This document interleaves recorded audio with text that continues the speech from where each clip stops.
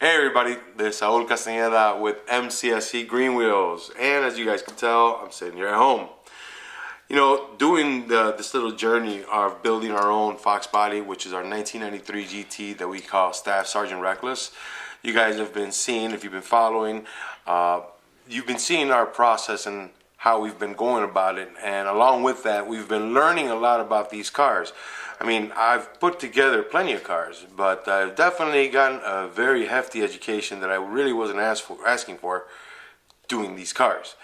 And one of the things that we have learned throughout the years of building cars and asking people and going through forums and getting information from all sources, a lot of people will tell you, hey, Saul, don't worry about that harness. You can go ahead and pick it out of that notchback for your GT. And you know, sometimes that, in most cases, it's not true. You can't use a harness from a notchback to a GT. There are little slight differences in that wiring. And just like you can't use, you know, tires from a 90 to an 86 because, you know, the 86 is kind of like narrow out at the front end. So we're going to bring a little series that's going to start off all the way from the beginning of the Fox body form in 1979. There's a whole new breed of Mustang coming October 6th. The all-new 79 Mustang from Ford. With a dramatic new aerodynamic design, precise handling, and Mustang performance with options of V6, V8, even a turbocharged engine. In two-door and three-door models. The new breed of Mustang for 79. Coming to your Ford dealer October 6th. In 1979, Ford introduced the third generation Mustang. This was the first year of the Fox body chassis for the Mustang. It was a complete departure of the Mustang II design, which, as you guys remember, was hideous. The styling elements reminiscent of the previous Mustangs were the long hood and the short trunk. The new 1979 Mustang design was successful because it sold 369,936 units. The Cobra and the Gia models were carried over from the second generation Mustang II. Ford built about 11,000 Indianapolis pace car replicas. This is the beautiful 79 Mustang from Ford, with its exciting aerodynamic styling and a wide choice of engines and personal options to satisfy just about every driver's needs. Precise handling, flat cornering, and an excellent driving position. I'll be driving this specially modified Mustang to pace the Indy 500, and you can buy this beautiful limited edition version of the Indy Mustang at your local Ford dealer. In 1979, to commemorate the new Mustang bodyline and the pace car of the 1979 Indianapolis 500. 1979 Mustang became the official pace car, the 63rd annual Indianapolis 500. Because of the majority publicity gained from the Indy 500, Ford made 10,478 replicas of the pace car available to the public.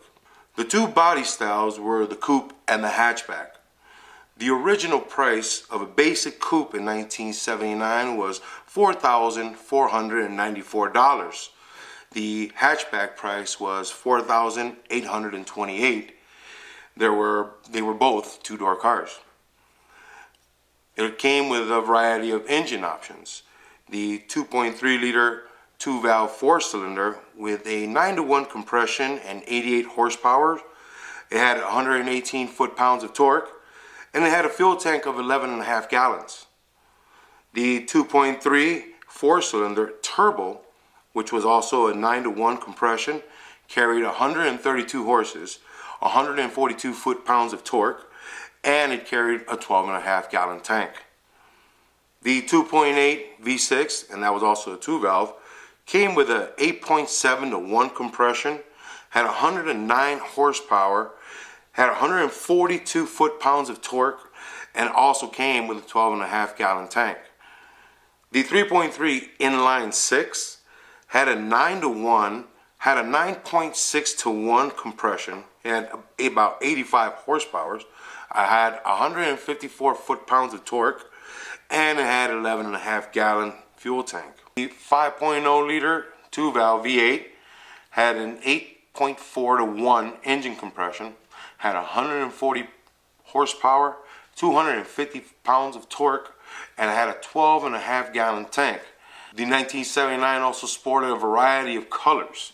I know the more popular, the black color, which was the paint code 1C, bright blue, which was the paint code 3J, the bright red was paint code 2P, bright yellow was paint code 64, dark jade metallic was paint code 46, light chamois was paint code 83, and chamois is like a tannish color, if you guys can see, or like a leatherish tannish color.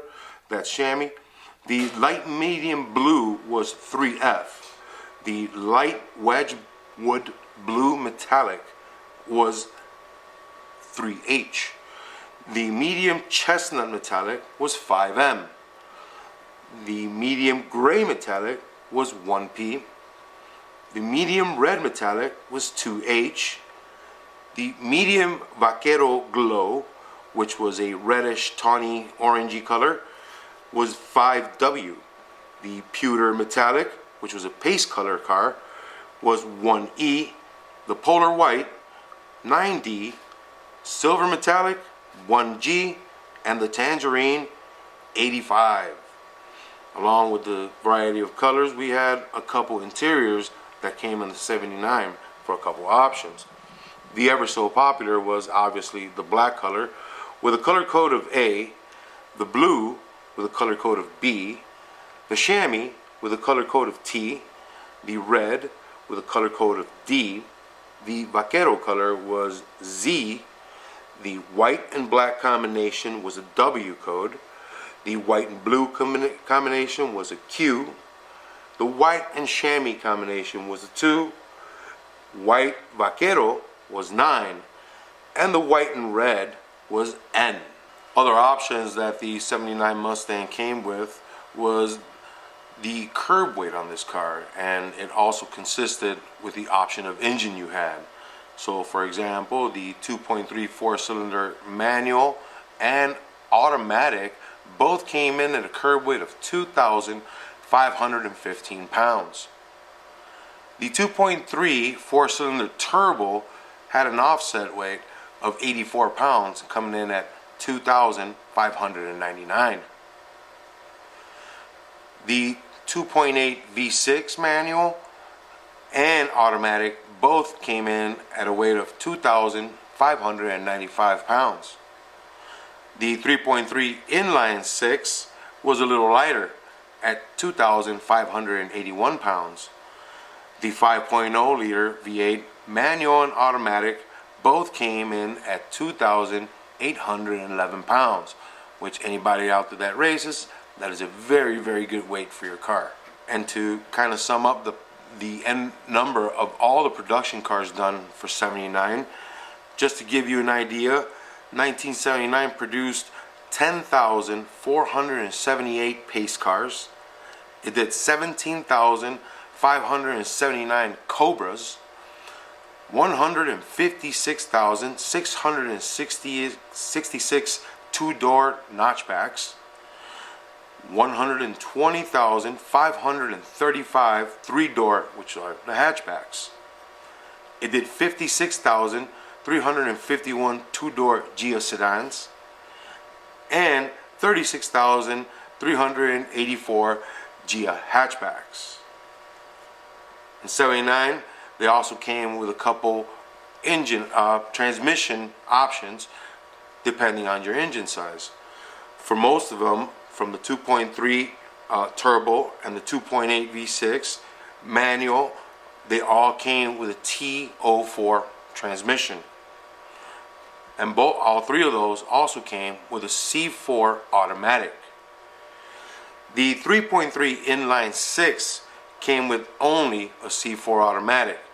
And of course we know that the 5.0 V8 came with an SROD 4-speed manual transmission, and if it was an automatic, it was a C4. The 1979 Ford Mustang was built on the Fox body platform. It came with the McPherson system, which is a simple independent suspension design. On the front wheels, that consisted of springs, struts, lower control arms. The struts connected to the hub to the frame directly, which allowed the entire assembly to rotate with the steering. The front was a disc brake system with 4 lugs. The rear suspension consisted of a live axle and 4 trailing arms mounted between the rear housing and the unibody, along with the rear coil springs mounted between the lower control arms and the unibody.